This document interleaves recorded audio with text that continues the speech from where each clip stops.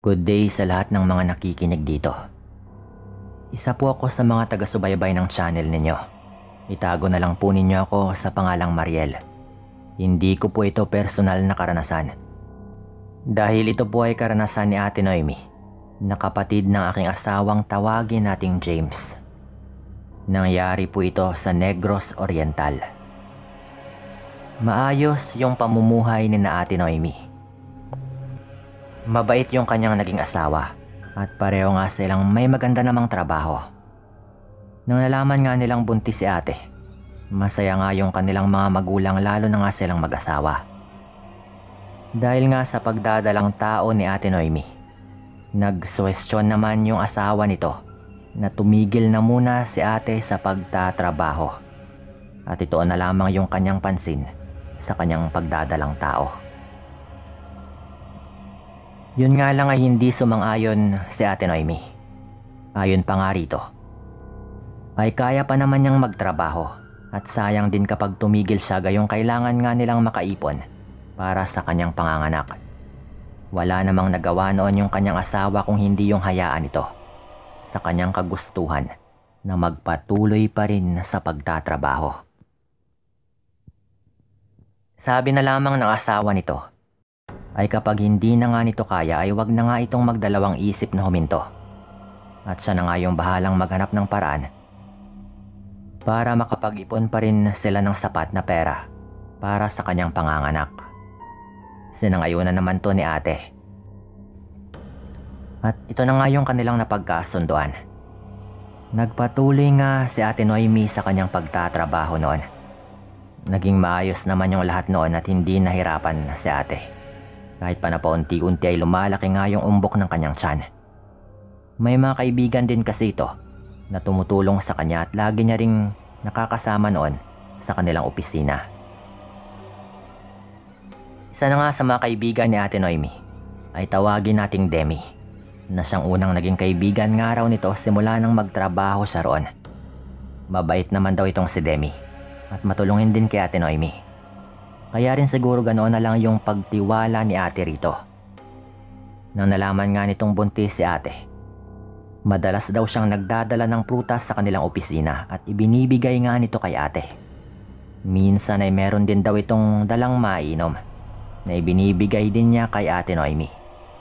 Si ate naman, dahil nahihiya raw natanggihan si Demi, ay tinatanggap na lang din daw niya yung mga bagay na ito. Kinakain at iniinom na lang din kapag nagugutom siya at tinatamad ng lumabas ng kanilang opisina upang bumili ng makakain. Dahil sa mabuting pinapakita ni Demi kay Ate Noemi, hindi nga nag-isip si ate ng hindi maganda sa kanyang kaibigan.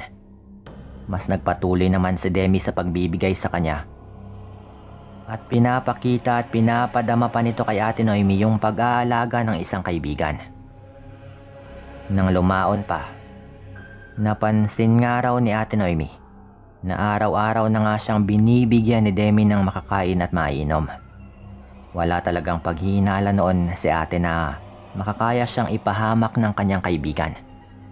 Dahil wala rin naman siyang nararamdamang kakaiba tuwing kinakain at iniinom niya yung ibinibigay sa kanya. Dahil doon, kaya mas pinagkakatiwalaan pangaraw niya ito. Hanggang isang pagkakataon noon, kakarating lang ni Ate Noemi noon sa kanilang opisina. Magkatabi nga yung kanilang mesa, kaya't kita kaagad niya si Demi. Nakatalikod daw ito sa kanya, kaya't hindi nga siya kaagad napansin ito, lalo na at may pinagkakabalahan din daw ito ng mga sandaling yon. Inakala ni ate na may tinatrabaho na nga ito. Pero ganoon na lang yung pagtataka niya nang maabutan nga niya itong may kung anong nilalagay sa isang bote ng tubig. Hindi naman nagpahalata si Ate Noemi noon na nakita na nga niyang ginagawa yun ni Demi. Tila nagulat naman daw yung kanyang kaibigan sa kanyang pagdating. Ngunit agaran ding nakabawi. At dahil doon, tila kinutuban daw ng hindi maganda si Ate Noemi. Pero pilit niyang winawaksi sa kanyang isipan.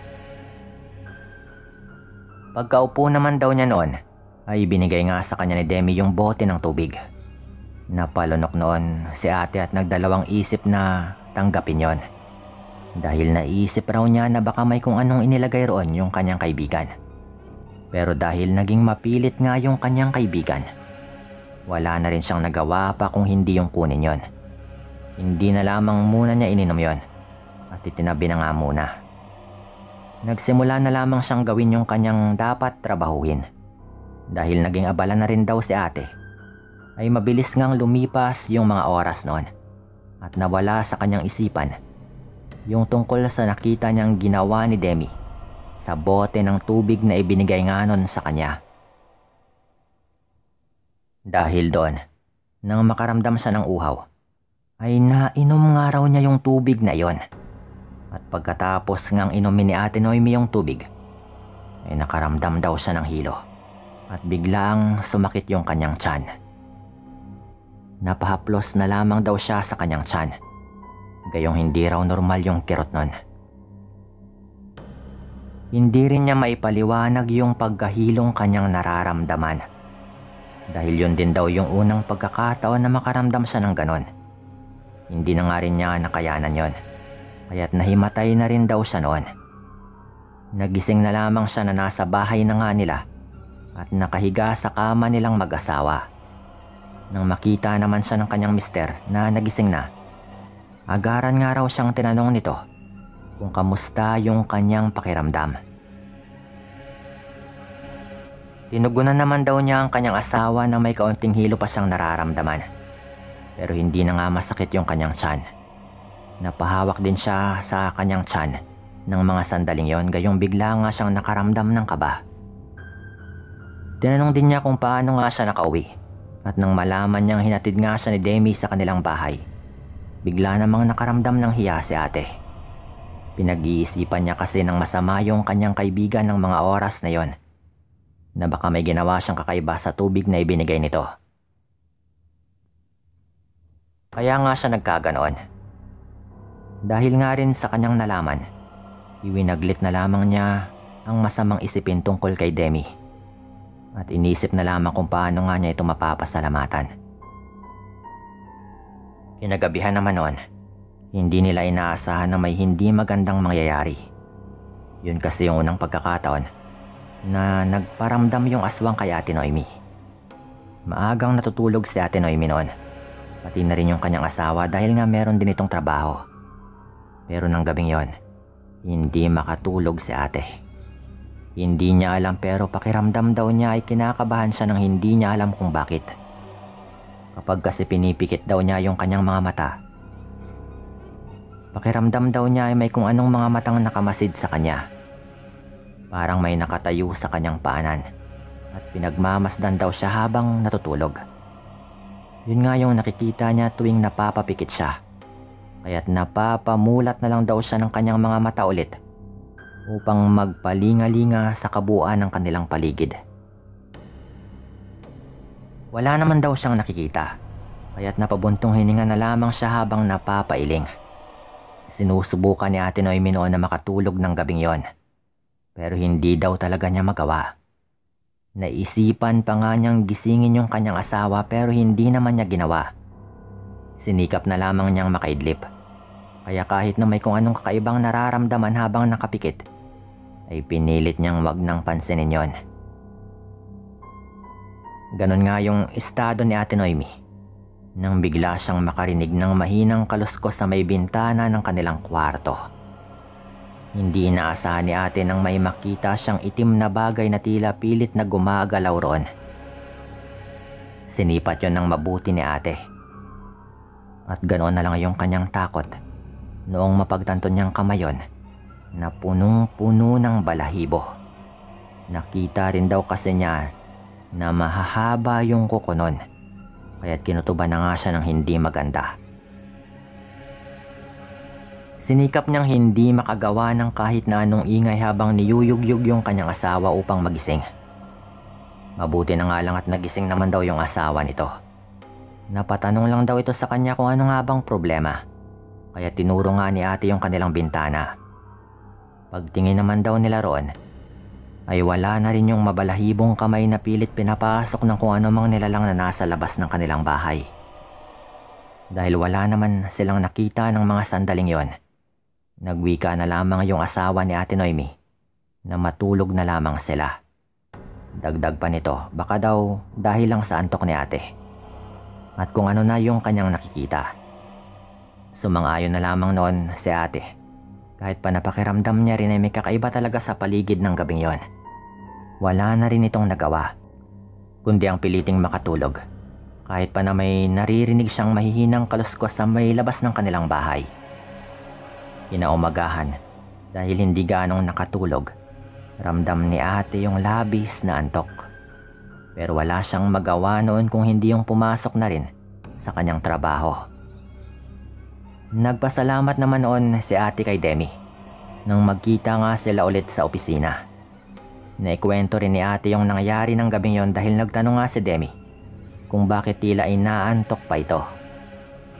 Nakinig lang daw sa kanya yung babae, ngunit pansin daw ni ate na animoy may kung anong sigla at saya na nakikita siya sa mga mata ng kanyang kaibigan dahil sa kanyang mga kwento.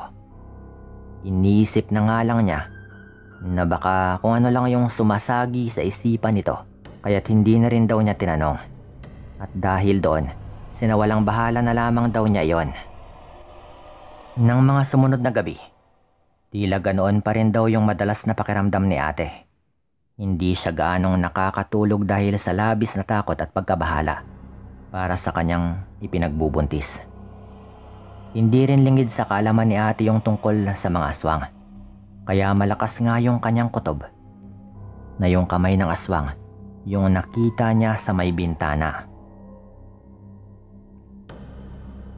Ang ipinagtataka lang daw niya noon ay kung bakit hindi nga nakikita ng kanyang asawa at hindi rin nararamdaman na may kakaiba sa kanilang paligid. Gawa nga rin noon, napaisip rin si ate na baka guni-guni lamang niya yung kung ano mang kanyang nakita. Dagdag pa nga roon ay siya lang din yung nagbibigay ng takot sa kanyang sarili. Yun nga lang, kahit yun nga yung itarak niya sa kanyang isipan, hindi pa rin niya may pagkakailang nagdududa rin siya na baka hindi talaga gawa-gawa ng kanyang imahinasyon yung lahat ng iyon. Batid niyang may iba sa paligid at malakas nga yung kanyang kutob na ilang gabi na rin siyang binabalik-balikan ng aswang.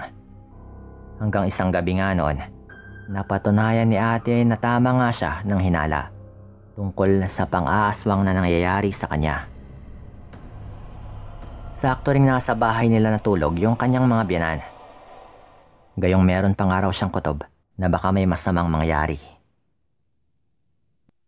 Nakwento na nga niya yon sa kanyang mga biyanan at maging yung mga ito ay sang-ayon din sa kanya. Pareho kasi silang hindi makatulog noon ng kanyang asawa sa hindi nila malamang dahilan. Gayong napakalinsangan daw ng panahon.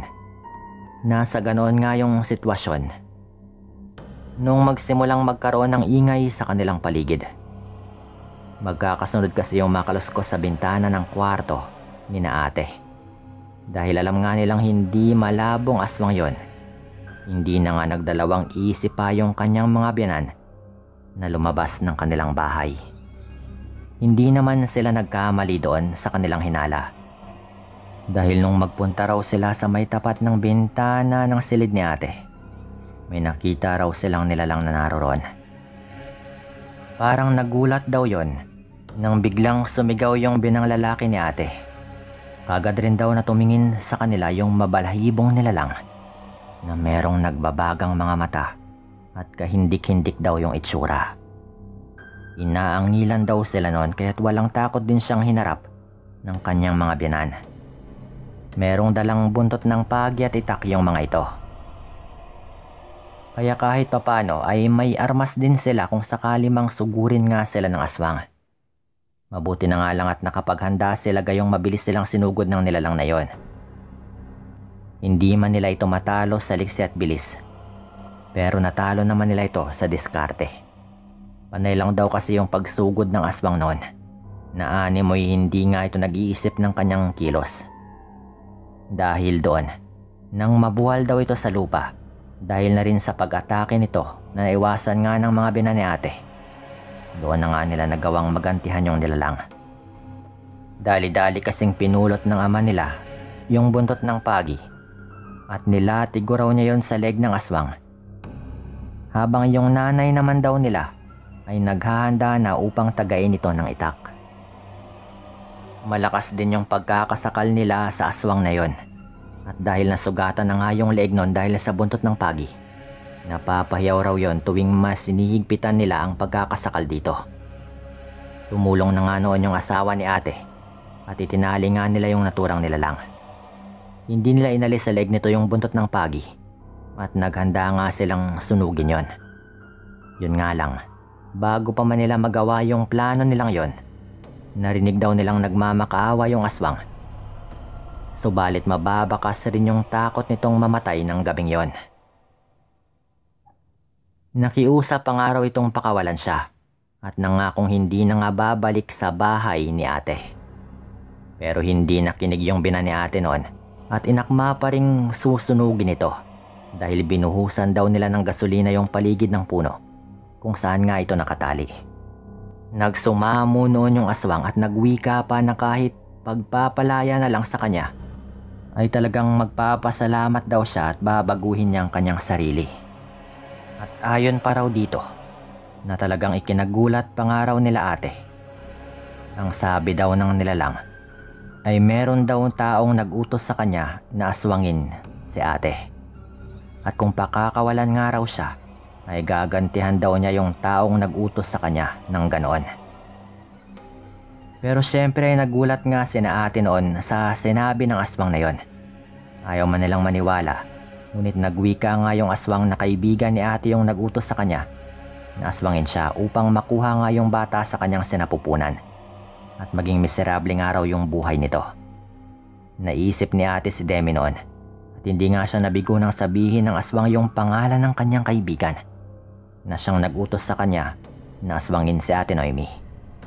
Ayon pa nga sa nilalang na yon, dahil daw sa inggit ni Demi. Kaya gusto nga niyang mapahamak si ate at maging yung sanggol na nasa kanyang sinapupunan. Naiinggit daw kasi ito gayong mas maganda nga yung kapalaran ng buhay ni ate kumpara sa kanya. Naalala nga niya noon na simula nang mainom niya yung tubig na nilagyan ni Demi ng kung ano, ay nagsimula na nga yung lahat ng mga nangyayari sa kanya. Dahil sa nalaman nga nila mula sa nilalang na yon, minabuti na lang nilang pakawalan ito at hayaang makatakas. Nangako rin naman itong hindi na nga babalik kahit kailan at hindi rin naman nila kayang pumatayin kahit pasabihing aswang yon. Dahil nga sa pangyayaring yon ay nagalit si ate kay Demi, pero mas pinili pa rin itong wag nang kausapin pa yung babaeng yon. Tumigil na rin muna si ate sa pagtatrabaho noon upang makalayo kay Demi at maalagaan yung kanyang sarili para sa kanilang anak. Simula naman noon, hindi na rin nakita pa ni ate si Demi. Hindi na nga niya alam kung ano nga bang nangyari dito. At hindi na rin bumalik yung aswang gaya nga ng ipinangako nito. Hanggang sa may panganak naman niya yung anak nila ng kanyang asawa, ay wala na ring naranasang pang-aswang si ate Noemi, pati na rin yung kanyang pamilya. At dito ko na rin po ito tatapusin at maraming salamat po.